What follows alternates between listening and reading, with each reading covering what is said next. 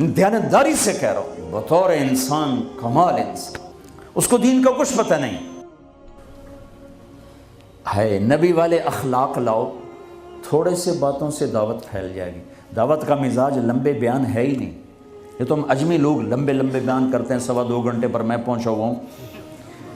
تو دعوت مختصر ہو، اخلاق بلند ہوں، تیر کی طرح اندر بات جائے گی۔ باتیں لمبی ہیں، اخلاق سے خالی ہیں، اوپر سے گزر جاتی۔ لوگوں کو محبت دو، پتہ نہیں کیا کیا ہیرے بکھرے پڑے۔ میری عامر خان سے ملاقات ہوئی، اللہ کی قسم بطور انسان کروڑوں میں ایک آدمی، کروڑوں میں۔ وہ مجھ سے کیا متاثر ہوتا جتنا میں اس سے متاثر ہوا۔ اس نے کچھ باتیں اپنی مجھے کہا، یہ آپ نے کسی کو بتانی نہیں، لیکن میں نے کہا عامر میرا جی چاہتا ہے کہ میں تیرے بیعتی ہو جاؤں۔ کمال ہے یار، تو اتنا عالی انسان، اگر ایک خطا اس میں ہے تو باقیوں کو اسے آنکھیں مت کر لیں، وہ چھوڑ دو جی، وہی کوئی بندہ ہے، وہ کیا پتا بندہ کسی اور نیکی سے اللہ سے معافی لے چکا ہو۔ نور جہاں مری 27 رمضان شب قدر، جو رمضان میں مرے بخشا گیا، کہ رمضان میں مرو تو حساب کتاب کوئی نہیں، تو رمضان گزرنے کے بعد اللہ بنیت ہے کوئی نہیں، پیچھے کاپیاں پھاتے بہ جب لے آپ اگلا کھاتا تھے پچھلا کھاتا برابر کرا۔ وہ تو کریم ہے، وہ رمضان میں مارتا ہی اس کا جس کو معاف کرنا ہو، اور وہ مری 27 رمضان شب قدر۔ میرے لوگ لو جی مولانا صاحب ویکھو جی نور جہاں 27 رمضان نو مر گئی، میں کہا اللہ تے کیس کر دے، اللہ تے مقدمہ کر دے۔ اس قدر تنقیدی مزاج اور اس قدر نفرت، کیا منہ دکھاؤ؟ تم ٹھیکیدار ہو، دھن رے دھنیے اپنی دھن، پرائی دھنی کا پاپ نہ بن، تیری روئی میں 4 بنولے، سب سے پہلے ان کو چن، تجھے کیوں فکر ہے اے گل، دلے صد چاک بلبل کی، تو اپنے پیرہن کے چاک تو پہلے رفو کر لے۔ یوں انگلی اٹھاتے ہو تو 3 تمہاری طرف آتی ہیں، 1 ادھر جاتی ہے۔ امت میں صفات محبت دو، اتنی صفات والا انسان کہ میں آپ کو بتا نہیں سکتا، لیکن لوگ ایسے عجیب، میں مل کے نیچے اترا ہوں جی، پھر جی اس نے توبہ کر لی جی، اس نے جی پھر 4 مہینے کا ارادہ کر لیا، اس نے جی داڑھی رکھنے کی نیت کر لی۔ میں کہا 2 لتر میرے سرے سے مارو کہ میں انہوں ملیا کیا ہوں۔ ایسے بے وقوف، ایسے بے وقوف۔ عبداللہ بن مسعود رضی اللہ تعالیٰ عنہ سے ایک آدمی نے کہا، جی وہ جو نوجوان آپ کی مجلس میں بیٹھتا ہے نا، آپ کا اس سے ذرا تعلق ہے، وہ شراب پیتا ہے، آپ اس کو نہ بٹھایا کریں۔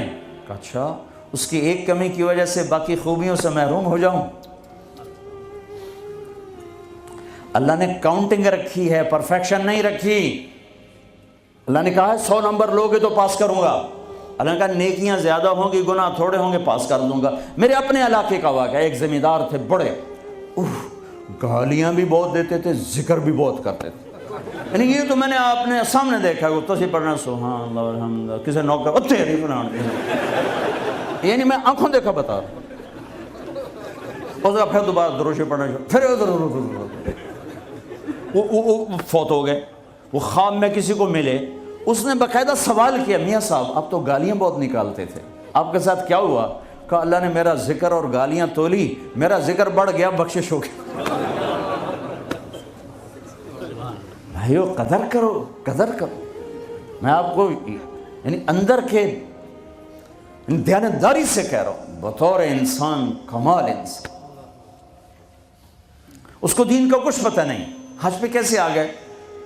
ماں نے کہا تھا، میں نے کہا تجھے کوئی گفٹ کرنا چاہتا ہوں، تو اماں نے کہا بیٹا مجھے گفٹ نہیں چاہیے، مجھے حج کرا دو۔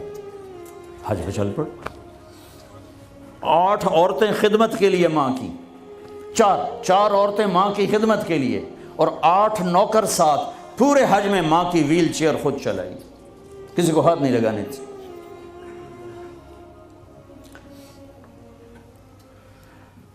تمہیں کسی میں کچھ نہیں نظر آتا، کلمہ تو نظر آتا ہے نا، اسی کی قدر کرو۔ میرا کزن تھا، فوت ہو گیا، اس نے زندگی میں وہ نمازیں پڑھی جو اس میں پکڑ کے میں کہا بھائی خضر آنا نماز پڑھی بس. اور اس نے یا عید کی 2 نمازیں سال میں یا وہ نمازیں جو میں پکڑ کے کھینچ کے لے گیا. ایک دن اس کی گاڑی میں جا رہا تھا, وہ چلا رہا تھا, میں آگے بڑھا, مجھ سے کہنے لگا طارق میاں میں آج تک قبلے المنہ کر کے تھکیا نہیں, میں نے شرم آتا. میں اس کا منہ دیکھنے لگا, ہر عیب اس کے اندر تھا.